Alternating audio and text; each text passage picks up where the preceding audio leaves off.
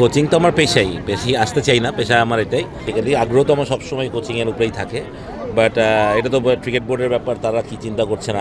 সাম্প্রতিক সময়ে বাংলাদেশ যেভাবে টেস্টে খেলছে, বিশেষ করে ঘরের মাঠে, একটু কি আশা দেখা যায়? না, তা তো আছেই। আমি বললাম যে এই চ্যালেঞ্জটাই তো মজার। আমার কথাটা যে আমাদের টিম তো এখন ভালো খেলছে, তা আমাদের জন্য একটা ভালো সুযোগ, ভালো খেলার।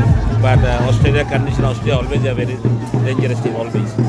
চলবে বাংলাদেশের এখন এক্স ফ্যাক্টর গত 1-1.5 বছর ধরে নাহিদ রানা। সেই নাহিদ রানা জিম্বাবুয়ে সিরিজে ইনজুরিতে পড়ে গেছে এবং ম্যানেজমেন্ট হয়তো তাকে সেভাবে ব্যবহারও করতে পারেনি।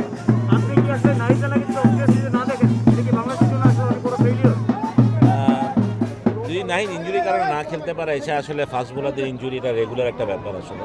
তো বাট আমরা আমি মনে করি যে যদি নাহিদ না যেতে পারে, সেটা আমাদের জন্য একটা সেটব্যাক। বাট তারপর আমার মনে হয় যে ওকে যদি আসলে বেশি ইঞ্জুরি থাকে, তখন ওকে সময় দেওয়া উচিত। আমার মনে হয় যে অস্ট্রেলিয়া সিরিজটা না খেলে সময় দেওয়া যায়, জোর করে আবার না খেলে যেটা রেখে বাড়ানো হয়।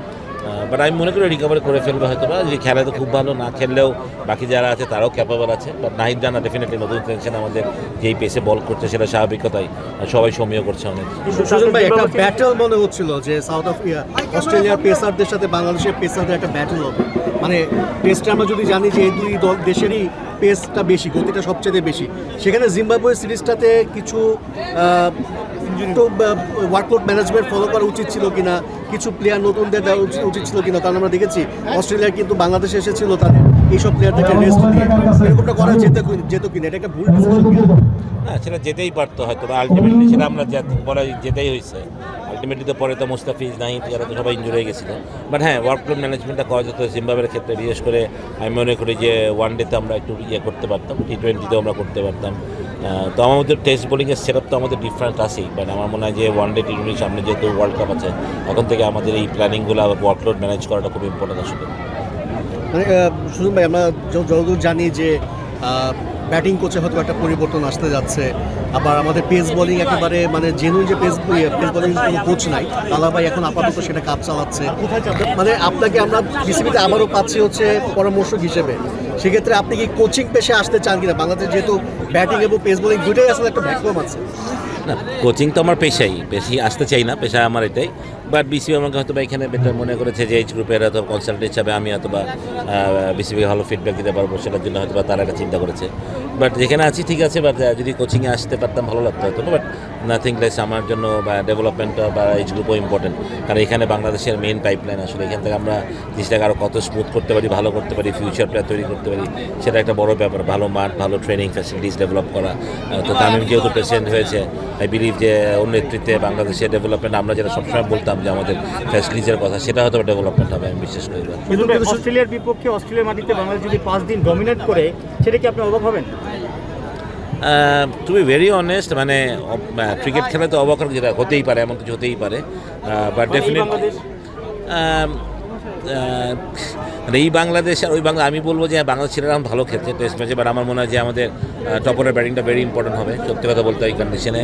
বিকজ মানে অস্ট্রেলিয়ার যে ট্রাভো পেস বোলিং আছে, তারা ডেফিনেটলি সমীহ জাগানো বোলার, বিশ্বের সেরা বলার, 3টাই সেরা বোলার।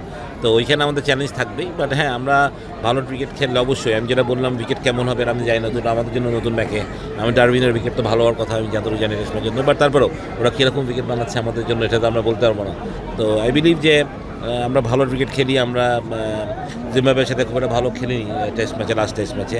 বাট এখান থেকে কামব্যাক করার জন্য আমার অনেক Australia should be very good opponent. আমি মনে করি যে আমাদের যে ফাইট করার অ্যাবিলিটি, সেটা আমরা অস্ট্রেলিয়া দেখতে চাই আসলে। সুজন ভাই, আপনি যেটা বলছিলেন যে কোচিংয়ে থাকলে আপনি হয়তো আরও বেশি খুশি হতেন, কিন্তু মানে জাতীয় দলে যদি ব্যাটিং কিংবা বোলিং কোচে আপনি আগ্রহী কিনা? কারণ এই ক্রিকেটারদের সাথে কিন্তু আপনি কাজ করেছেন, বর্তমান যে সভাপতি আছেন তার সাথে আপনি কাজ করেছেন।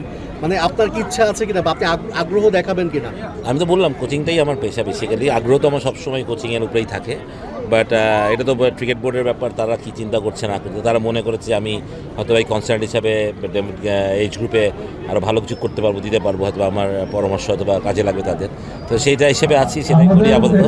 বাট হ্যাঁ, কোচিংয়ে আসলে আমি যেটা বললাম, কোচিং আমি অলওয়েজ এনজয় করি, সত্যি কথা বলতে গেলে। ভাই, লাস্ট কোশ্চেন, সেটা হচ্ছে মানে জিম্বাবুয়েতে তো আমরা 3 থেকে 4 জন ইনজুরি হয়েছে। ওখানে কি অপশন ছিল যে হয়তো বা অনেক প্লেয়ার ছিল আমাদের bowler, Nahid Rana injury, Mustafiz injury হয়েছে, তাসকিনকেও খেলাতে হয়েছে, ম্যানেজ করা যেত খেলিয়ে?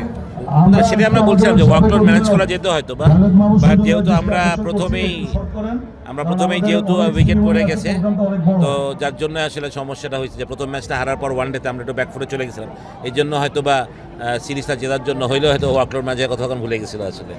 এত বছর পর অস্ট্রেলিয়াতে যাচ্ছে বাংলাদেশ দল টেস্ট খেলতে, আপনার কি প্রত্যাশা কতটা চ্যালেঞ্জিং হবে আসলে? চ্যালেঞ্জ তো অবশ্যই থাকবে, যদিও ম্যাকে বা ডারউইনে দুইটাই ভেন্যু যে অস্ট্রেলিয়া এত বেশি খেলে না, ওদের জন্য জিনিসটা নতুন। তো আমার মনে হয় তারপরেও অস্ট্রেলিয়া যেই স্কোয়াড দিয়েছে ভালো স্কোয়াড, তারপর চ্যালেঞ্জ তো অবশ্যই হবে, টেস্ট ম্যাচে চ্যালেঞ্জ তো থাকবে।